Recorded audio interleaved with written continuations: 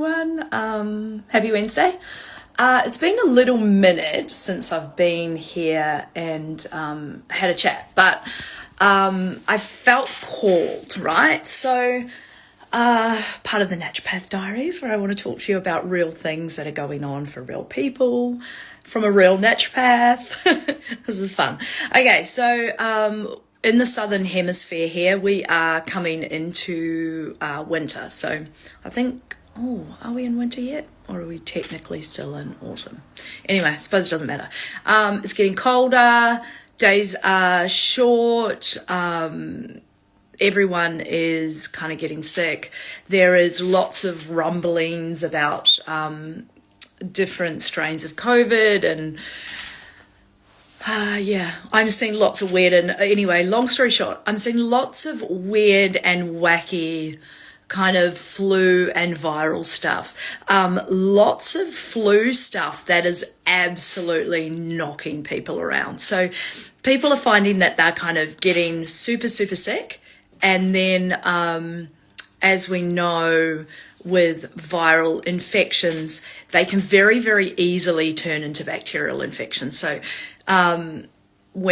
as we know, when things kind of sit around stagnant and get a bit gross, it breeds bacteria. So that's, for example, how we end up with ear infections and sinus infections and things like that have originated from a viral infection.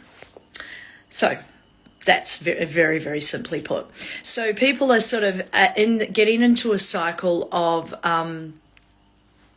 getting sick with a viral infection, weird and wacky ones, and then they feel like they're getting well, but what's actually happening is there's like a we're paused. Okay, we're back.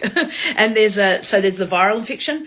Then there's a bit of a latency period where people are like, yes, I'm feeling better. Yay, I'm good to go. And then they go back downhill again. Except for this time it's bacterial. A lot of people are going and seeing their doctors and they're getting, so they're getting antibiotics from their doctors, and which is clearing up a bacterial infection. But what it's obviously, as we know with these antibiotics, where they do have side effects, and it has an effect on immunity, it has an effect on gut, and then what they're finding is that they're sort of more susceptible to picking up whatever's going around again, or mutations of the same virus and all sorts of fun things. So they're finding themselves kind of getting on this merry-go-round of being sick, and it sucks. So what I'm wanting everybody to sort of think about is to think about their health before they get sick, right? Start thinking now about these little daily things that you can be doing to improve your health. I don't know about you guys, but I never, at this time of year, not even in summer actually, I never wear bare feet. Unless I'm outside on beautiful grass and earth and sand and stuff like that. But, making sure that your feet are always warm, making sure that you're just always warm, right? One of my best friends when I'm working is this. So I work from home. So a hot water bottle, I will put it underneath my feet. I will put it on my back. I'll put it on my tummy. Great for digestion.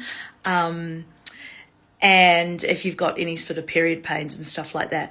But staying warm. So it sounds so simple, but, it gives your body a fighting chance. Stay hydrated. One of the big things that I tell my patients in winter and in the cooler months is that we don't want to be drinking ice cold water. Look, to be honest, we don't want to be drinking ice cold water all the time anyway, but especially when it's cooler. So warm water, I will fill the jug and leave it like kind of cooling, so you can drink warm water. Herbal teas were also hydrating. I put a story up this morning of my jug of tea that I have as I work. It's so silly, but they're just these little things that you can be doing. making sure that you're prioritizing your sleep. So, stop the death scroll well before your bedtime, because we all know what it's like to sort of be scrolling and you're getting one more reel in, one more, and before you know it, your body's all tensed up and takes you longer to get to sleep. So yeah, that's important too. So there's just all these little things. If you have any questions, let me know. If you need some support over this winter season, reach out. I do acute consults for this very purpose. So where we can have a quick chat about what you need, because your immune system will need different support to when you're in acute phase of an infection, to a situation where you are trying to support it to stop getting sick, or you're on the other side of an infection and you're trying to convalesce and you're trying to get well and you're trying to make sure that it doesn't happen again. So very different herbs that we use, so that's fun, and nutrients, but also frequency. So in acute situations, with patients, I don't tell people online to do this, but with patients, I will prescribe very, very differently, and we'll kind of, depending on the person, of course, we'll get in there and we'll kind of hit it real hard and get people feeling a bit better. But the things that you're going to do every day are really going to help. So trying to get some sunshine. Our vitamin D is vital, and my God, just about everyone is low. Even if you think you're not, you are. Sorry. So we can check all of that if you need. But getting some sunshine, staying hydrated with warm drinks, staying warm.